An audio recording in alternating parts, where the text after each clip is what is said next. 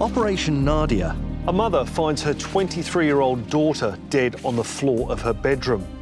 Who has killed her and why? Is the killer a stranger or someone closer to home? And how can forensic science help solve the crime?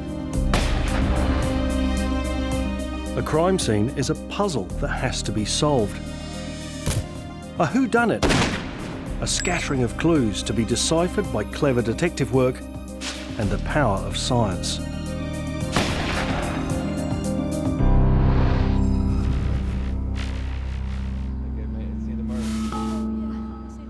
It was an early summer evening when 23-year-old Alicia McCallion finished work at the recycling plant and returned home.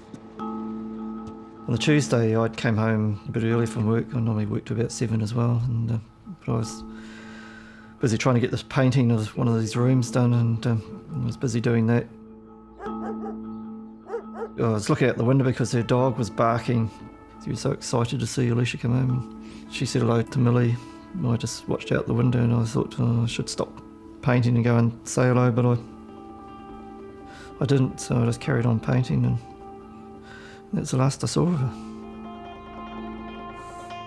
Alicia spent the rest of the evening alone. She stayed in a self-contained unit which was attached to the family home, but with an external entry to it. Her routine was to get up at 4:30, 5 o'clock in the morning, get ready for work. And it wasn't until her mother went in to let the dog out, as was her normal routine, that she found Alicia on the floor in the sleep out. I spotted Alicia's overalls by the bedroom door, and I just laughed and said to the dog, "Oh, Snoopy, your mistress has slept in tonight. She must have worked too late." And I thought, well, that's weird. Why is she sleeping on the floor? And then when I bent down to touch her and registered that she was cold, my instincts as a mum was, you cover up your baby because your baby's cold. And it took a while for it to sink in that, there was blood smudges on the wall and blood on Alicia's face.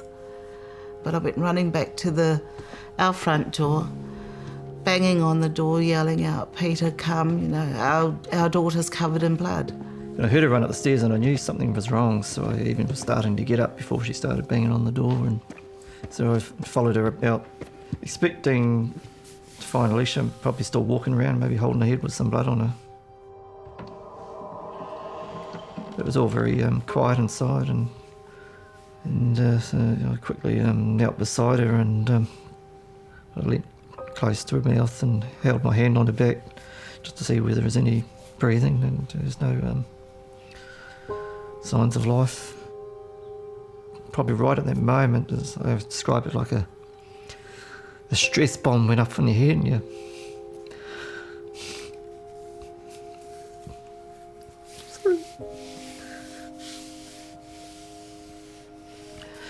and your mind just starts racing. And I left and came outside, and I yelled at Millie to go and phone the police.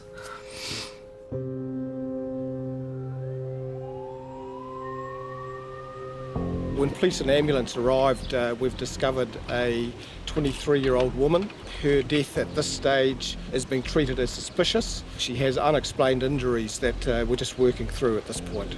Initially, what we do is we do a reconnaissance. So we need to go in, we need to know what we're dealing with, we need to identify who we're going to need and in what order. So we go in and we can then from there determine what we're actually dealing with.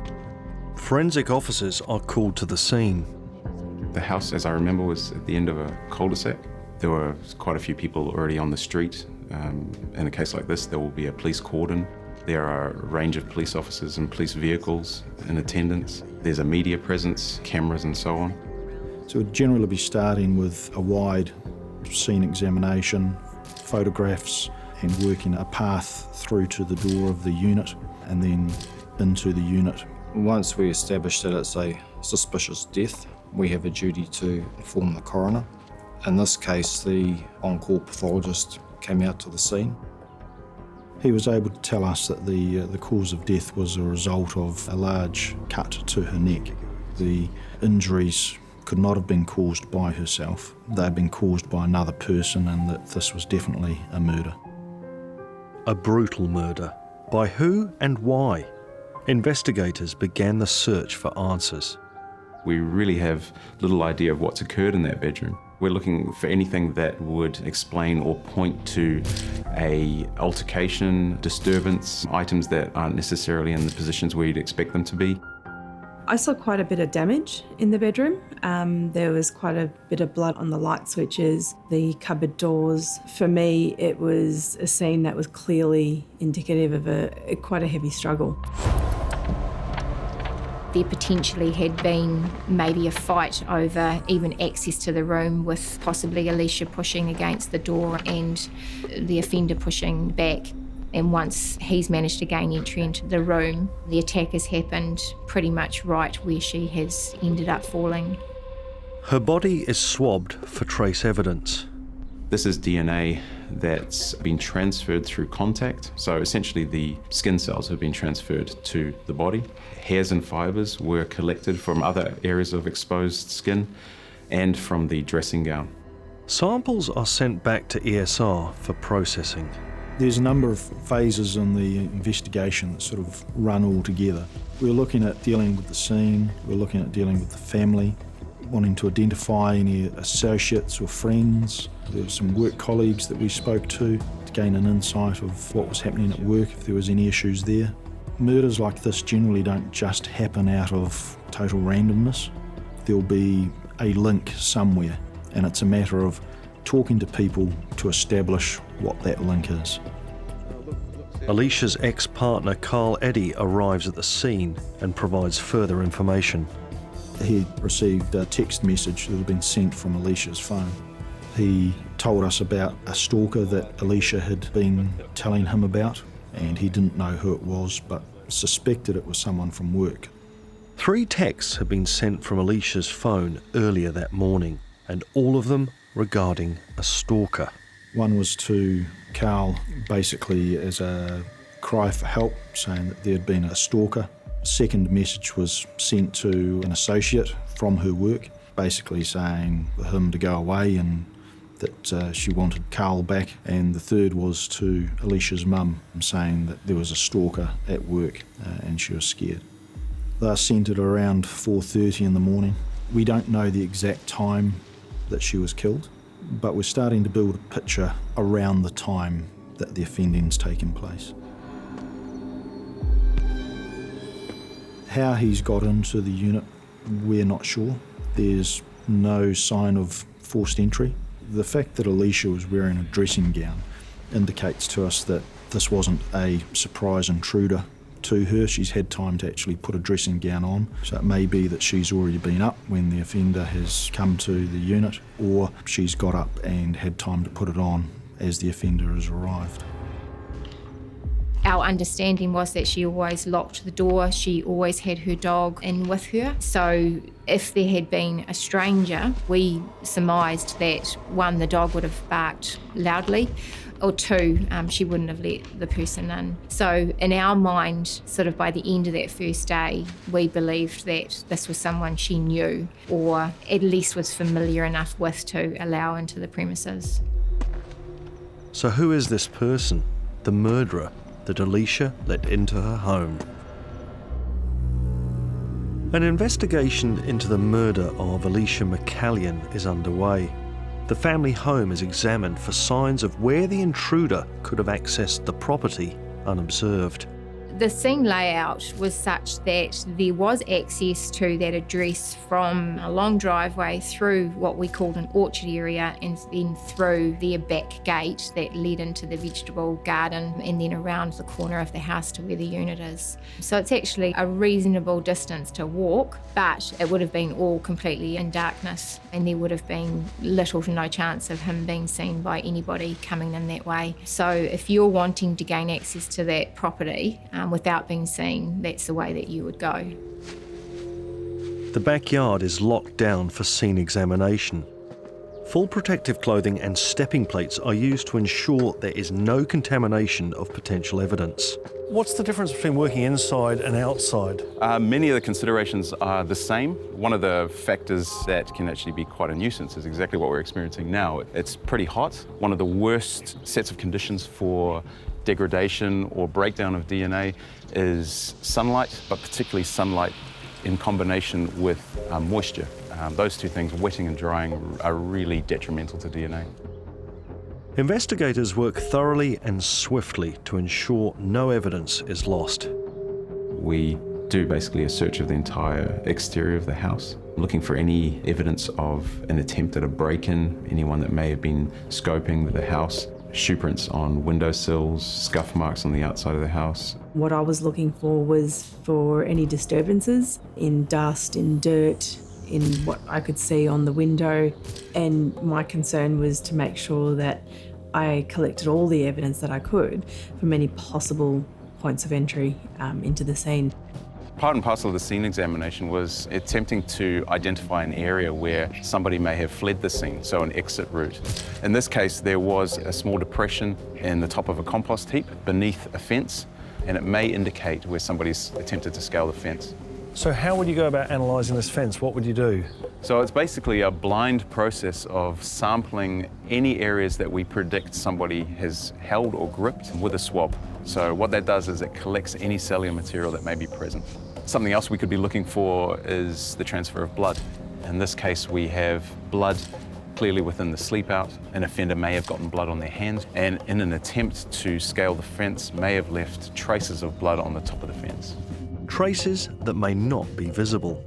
The further an offender travels from the concentration of blood, the less visible the blood traces are. This process is called depletion, and even when the blood is not visible, it may be possible to find a depleted print. So Simon, we're going to do a depletion series here where we're going to get you to put your fingerprint in this blood here and get quite a decent amount of blood on your finger there, and we'll touch the surface. Yep, perfect. And if I can just get you to touch the surface there and keep going until you start feeling less tacky prints. And I'm leaving less and less blood each time I touch. Absolutely. What we're trying to do here is actually see, as someone with blood on their finger would be touching surfaces at a scene, they would be leaving less and less blood. You can just go a few more and then stop. There we go. Perfect. Thank you. Areas suspected of containing depleted prints are first washed in methanol to stabilise the material. Then the amido black is applied. The dye reacts with a protein present in the blood, making the prints far more visible. The dye is rinsed off and presto, visible, usable prints. I'm amazed at how many of these fingerprints I can actually see, because before there was just the odd smudge on this tray. As you can see from the initial deposits that you made, they're quite a heavy deposit, leaving quite a bit of blood, and the staining indicates that. From about the fourth, fifth deposit, you can start to see quite good ridge detail. And at a crime scene where someone has injured someone, they're likely to leave a trace of blood as they leave that crime scene? Absolutely. Every surface that they handle from where they have injured the person through to where they leave the scene and beyond that, if they handle a surface, they're going to leave a print behind. Adrena treated several areas of the crime scene with amido black. This revealed hand marks in blood, but nothing with enough ridge detail for fingerprint analysis. There was only one print at the scene that was usable, and it wasn't depleted. On the external door handle to the unit was what appeared to be a fingerprint, and it was visible to the naked eye as it appeared to have been made in blood. Forensically speaking, this could be key for solving this case. If you have a positive result from a blood-stained fingerprint, you've done two things in one go. So as far as evidence goes, it's extremely good. But this one piece of information needs to provide enough blood for a DNA profile without disturbing the fingerprint. You might think a fingerprint and blood there's a lot of blood there, but there isn't a lot of blood, and they need every bit that they can get to get a proper full profile. In my attempt to sample that area of blood involves sampling an area away from the ridge detail. This ridge detail is the key bit of evidence for the fingerprint officer, and quite clearly I don't want to disturb that. So basically it's transferring a small amount of the blood stain to the head of the swab. If DNA could determine the blood was Alicia's, then the print could identify her murderer. So there's a real urgency in this case to get results as quickly as possible in terms of the DNA analysis. Can they get a full DNA profile from such a small amount of blood? Police were now following up several lines of inquiry from the crime scene. There was 2 noticeable items that we didn't find. The first was the knife, and Alicia's cell phone was also missing. And that was important to us because that had been used to send text messages in the early hours of that morning. If Alicia had sent those messages before her murder, then why wasn't her phone at the crime scene? Analysis of her phone records reveal more. These text messages weren't sent from the same location. The person sending these text messages was moving, and we could tell that from the different cell towers that were being used. So we were certain that those messages weren't sent from Alicia. When you look at the style of texting that Alicia did, her spelling, the grammar, the punctuation, these text messages were considerably different. I knew straight away it wasn't from Alicia. It was just not her vocabulary. She learnt when texting her mum not to abbreviate, and the lingo in the text was just not her. I mean, it wasn't stalker. No, she was being stalked. She knows how to spell. So again, that led us to believe that the person who had sent those messages, who had taken Alicia's phone, was going to be our offender. Police needed to find the phone and the message sender. At ESR's Auckland lab, DNA analysis had been completed on the blood on the doorknob. I got a call from ESR to say that the sample that they had taken from around the outside of the print on the door handle, they were able to 100% confirm that that blood did belong to Alicia. It's Alicia's blood, which means the print could identify her killer. The interior of Alicia's unit is examined by forensic scientists. The front door, bedroom door and the wardrobe doors could all contain evidence. To examine them further, they were removed from the scene. We went and rented a truck, doors were removed and they were taken through to the Auckland fingerprint section where they were printed. Why did you remove the doors from the crime scene? I decided to bring the doors back to the laboratory for examination because there are better and more sensitive techniques that we can use in the laboratory that can't be used necessarily at crime scenes. One of these techniques is fuming cyanoacrylate, known as superglue. If you'd like to pop your fingerprints on here, I can show you how that works. So if you just, yep. So we're going to use superglue to reveal my fingerprints? Absolutely. Adrena used this process to make unseen prints on the doors visible. Simon, this is one of our superglue chambers, and what I've done is I've weighed out 3.5 grams of superglue for this particular chamber, and I'm about to put that on the heating element, and the fumes will evaporate and react with the card where you left your fingerprints, which I'll also place in here, and I should be able to show you the results of this in about 40 minutes. When the superglue reaches boiling point, vapours emitted react with higher moisture deposits left by the finger, resulting in white ridges. Once these are dried hard, investigators have a semi-permanent print. And when I look on the slide here, I mean, it really has revealed my fingerprints. They're very, very clear, aren't they? Absolutely, and in fact, you can actually see all 4 of your fingers that you deposited on the surface. The prints are then dusted and lifted. In our case, a high area of fingerprint patterning was discovered on the bedroom door. The usable prints were marked by arrows and lifted. Comparisons showed they were all from one person. So they straight away are visually similar, and this is really a visual comparison at this stage. There's not some special machine, you put the prints in and it goes ding, and it makes a match. Not at all. Fingerprint identifications are still a visual identification process. In total, I think 31 lifts and images were taken from within the scene. A number of those came back to her ex-partner, Karl Eddy, which isn't surprising because he used to live there. Moving out only 2 weeks before her murder, Karl Eddy assisted police with their general inquiries. When we started speaking to Karl, it was to gather background on Alicia, also his last contact with her. He was quite forthcoming with some information saying that he had received a text from Alicia saying that she'd been stalked. He was quite keen to show us that text on his phone. Karl came across as quite a confident person, very sure of himself, and really tried to almost establish a rapport with you straight away that he's a good guy, I'm traumatised by this whole thing, or how could it happen to me? When we clarified whether he had any domestic problems with Alicia, he made a big thing of saying that he'd never hurt women or never been involved in anything like that, which didn't marry up with the information we had on him. We knew he had had involvement in domestic violence. So those sort of things started to pique our interest a little bit. It was Alicia who had broken off their 2-year relationship, much to her family's relief. Slight celebration, I would say. That's that he an was understatement. Yeah, that he was gone. When they started dating, I didn't really get to see AJ a lot. Karl sort of kept her a bit more separate from the rest of the family. He knew that we didn't really like him that much. He was a bit loud and overbearing and very opinionated.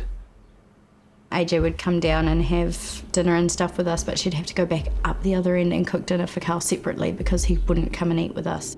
I accepted Karl for Alicia's sake because I didn't want her to just run off and cut ties with the family, so yeah. We just really tolerated him, and we were quite glad to see the back of him when she gave him the boot. Unfortunately, New Zealand has a sad history when it comes to women being murdered. Between 50 and 60% of those are murdered by family members, and about half of those are going to be murdered at the time of a separation. So immediately the partner, the ex-partner, is going to be a person of interest who we want to talk to, and that's the camp where Eddy was in. His answers, his mannerisms, it all just seemed off to me personally. And the fact that he was trying to push this text message at us constantly rang a few alarm bells with me. We spoke with Eddy's mother, his brother and a niece, and what we discovered was that Karl had told each of them separately and then as a collective once they'd all gathered at the mother's house that Alicia had been murdered, her throat had been cut and that she had been stabbed. The comment about the stabbing was very important to us. We didn't know that Alicia had been stabbed until the following day at the post-mortem examination. So the only person that would have known that was the person who had actually done it, the murderer. And Eddy knew that information. Eddy consented to being photographed and underwent a medical examination. He was rapidly becoming a prime suspect, and Karl Eddy's fingerprint was about to be identified in the one place it was hard to excuse, in Alicia's blood. And you were able to make the match there between that print on the door and Karl John Eddy? Absolutely. The identification was that it was the right index finger of Karl John Eddy. One of the things fingerprints can tell you is that what's occurred. This print that we located on the door handle was the right index finger, so to me that was a case of the right hand came in contact with the door handle where the door was being handled to pull shut behind as you're leaving the scene. It means he's either the murderer or he's been there when it's happened.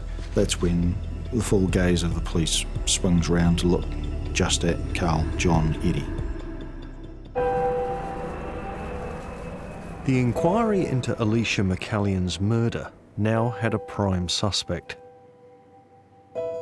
Karl John Eddy, at the time of Alicia's murder, he was 39 years old, some 16, 17 years older than Alicia. Hadn't been employed for probably a good 6 years in any form of meaningful employment.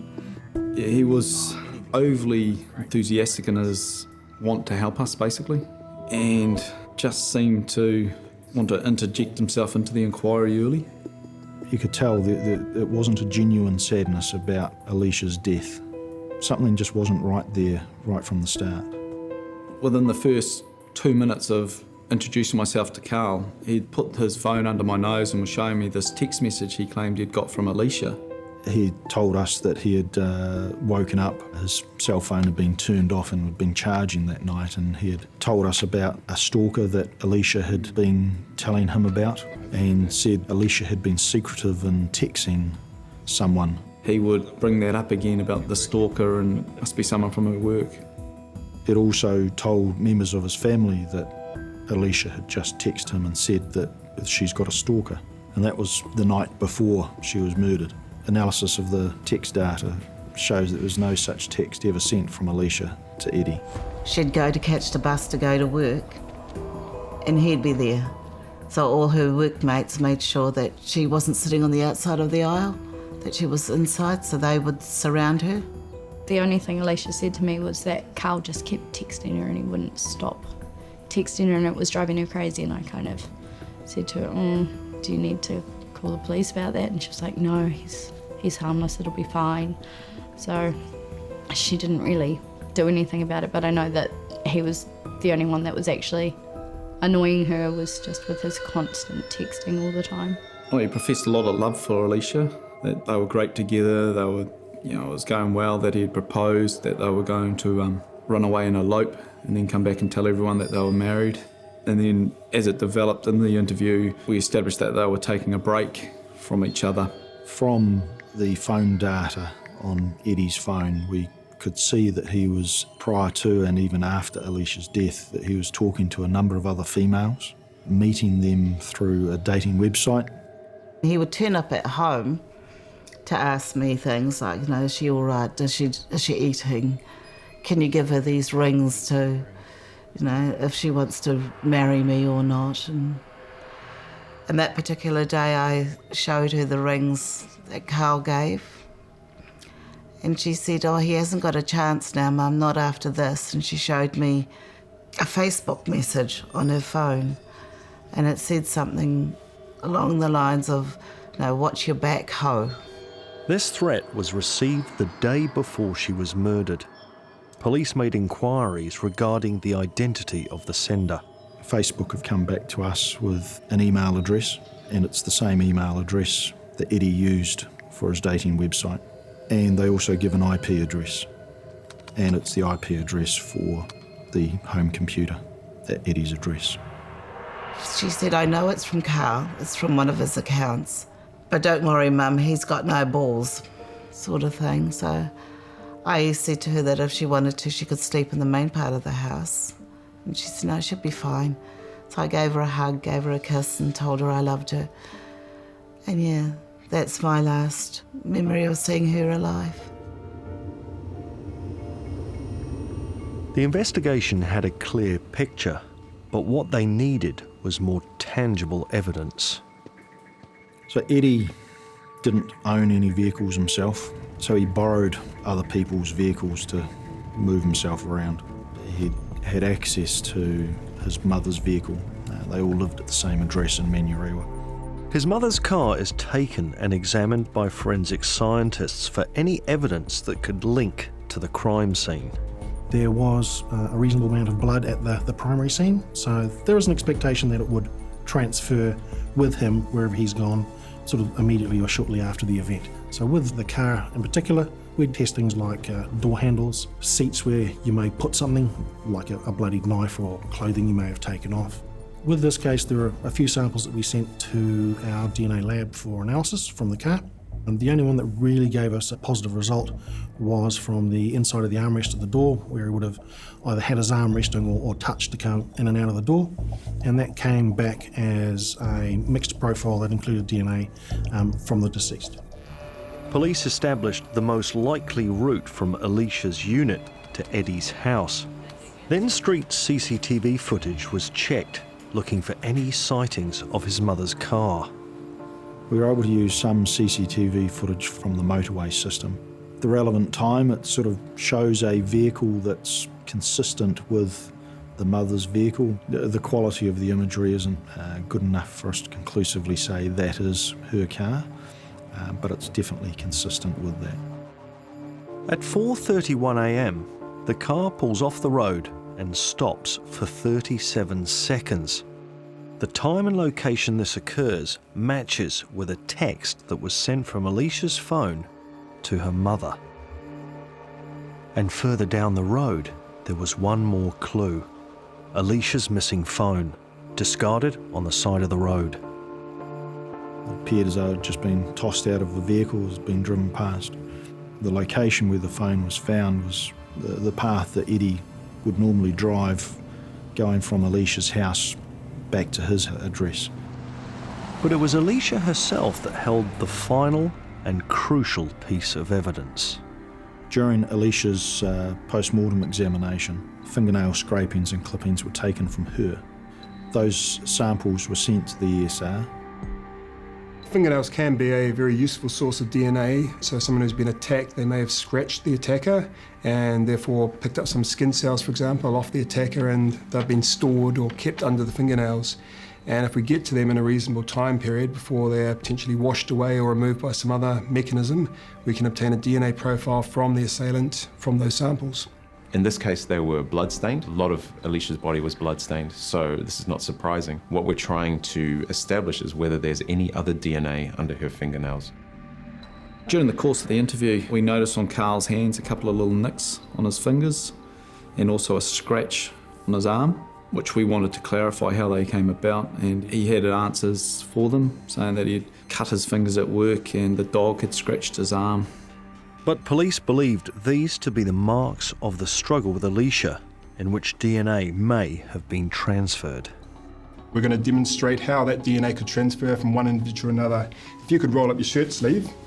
I have some blue dye here we're going to apply to your arm, and then scratch with my fingernails down, and you can see the blue dye is transferred to my fingers. So the blue dye is skin cells, the DNA is in the skin cells? That's correct. So in this instance, a good deal of DNA has transferred from your body under my fingernails. Let's have a look under the microscope and see actually how much is there. Oh wow, yeah. There's quite a significant layer on the edge of your nail. There's quite a lot of residue there. So does that mean my DNA will be under your fingernails? You'll be able to identify me? A very strong possibility we get your DNA from that sample under my fingernails. In our case, a DNA analysis technique called YSTR was used. This looks at locations on the Y chromosome. Only males have a Y chromosome, so in this way we can amplify male-only DNA, even though it may be in a very, very small amount in amongst a background of female DNA. And there was indeed male DNA present, and the Y profile corresponded to Mr. Eddy's reference sample. Karl Eddy's DNA is under Alicia McCallion's fingernails. Is this the result of her final struggle with him, or could it have got there earlier? Police established Alicia and Eddy had met a week before her death. If this was when the DNA was transferred, then could it have survived under her nails for 7 days? We learnt from Alicia's family that she was quite particular about her hand hygiene and her nail care. We spoke with people from her work who described the hand washing environment and hygiene that was implemented there. Every day they'd be wearing thick rubber gloves to sort the recycling. At each break there'd be hand washing, sanitizer, scrubbing, and then even to the point that at the end of the day they'd knock off 5 minutes early just to allow time for a thorough hand wash.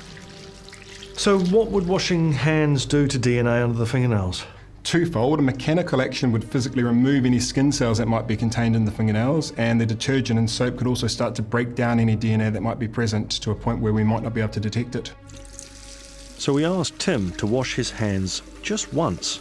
Alicia would have washed her hands anywhere between 6 to 12 times a day. Let's have a look and see how much of my DNA is left, eh? All right.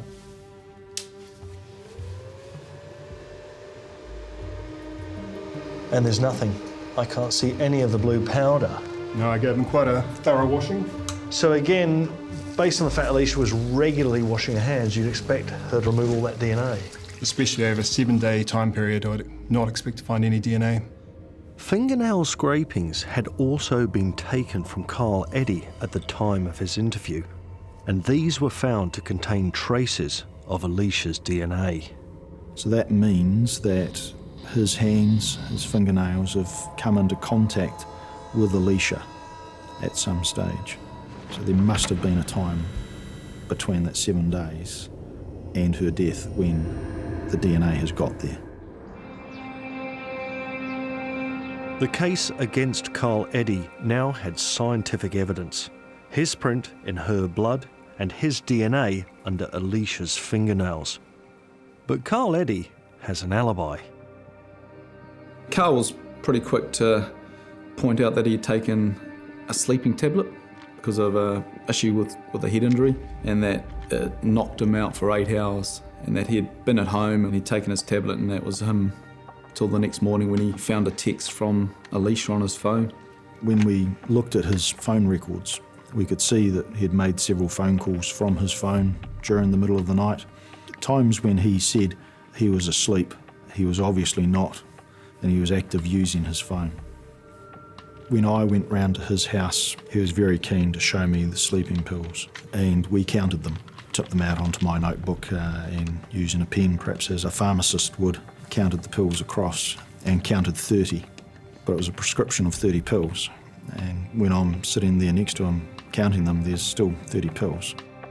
The sleeping tablets were prescribed just a week before Alicia's murder. He hasn't taken them. He's never used them before in his life. He's never been prescribed Zopiclone before. He's got that, obviously, with an alibi in mind that this is what he's going to do and that's going to be part of it. So he's planning what he is doing. The early hours of that morning, he's taken his mother's keys. The keys hang by the door. He's taken a knife with him and travelled to Alicia's house. Questions still remain. Did he have a key, or did Alicia open the door to him? And what was his motivation for such a violent attack on the woman he proposed to marry the day before he murdered her? We'll probably never know. Eddy's punched Alicia several times about the face. She's been stabbed to the body. He's probably standing behind her, holding her, maybe a hand over the mouth, and has then cut her throat. A nasty, savage cut from one side of the throat right through to the other. He's left her lying on the floor in the bedroom, leaving the most crucial piece of evidence as he departed. So the way that Alicia's mum, Millie, had opened the door was particularly important to us. She'd put her key into the lock and been able to turn on the key, unlocking and opening the door. So she hasn't actually had to touch the door handle itself. If she had unlocked it and taken the key out and used her hand to grip hold of the door, more than likely she would have put her hand onto that fingerprint, and the turning motion of the door handle would have wiped the fingerprint. And that is the key piece of evidence against Eddy. The decision was made and Karl Eddy was arrested. Myself and my partner went to his address where he was living with his mum and arrested him for the murder of Alicia. So I mean, that was a relief to hear that they had arrested him.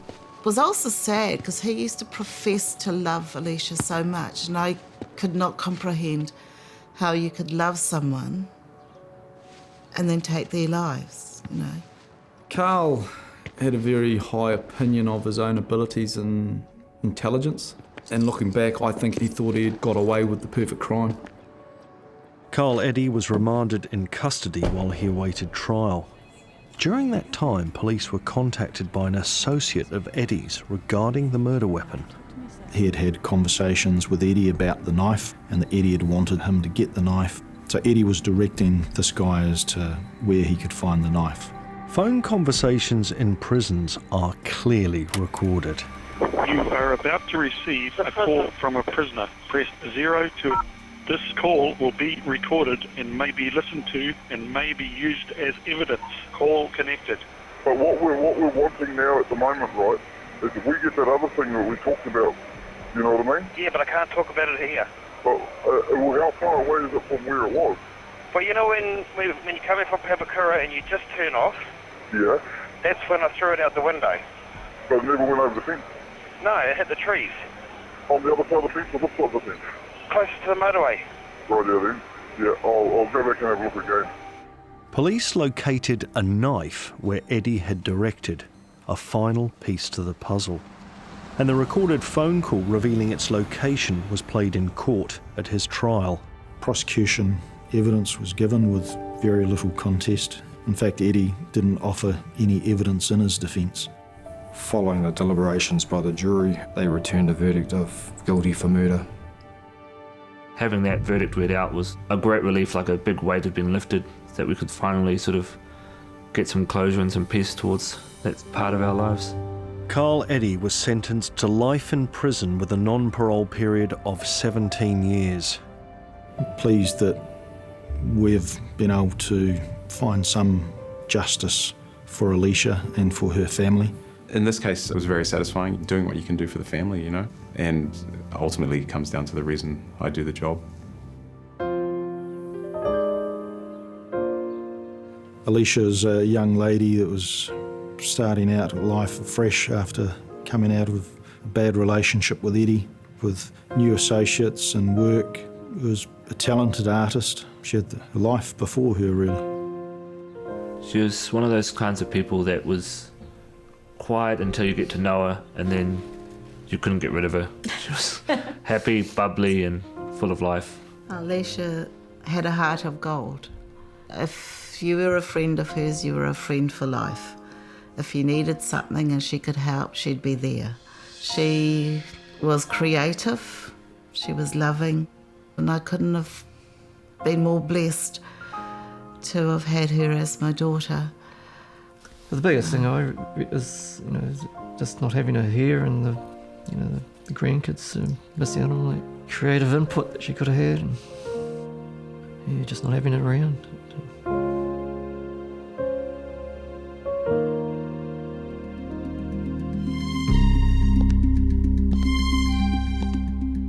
Thanks to the hard work of police and ESR, fingerprint and DNA science determined who killed Alicia McCallion, offering some answers to a grieving family.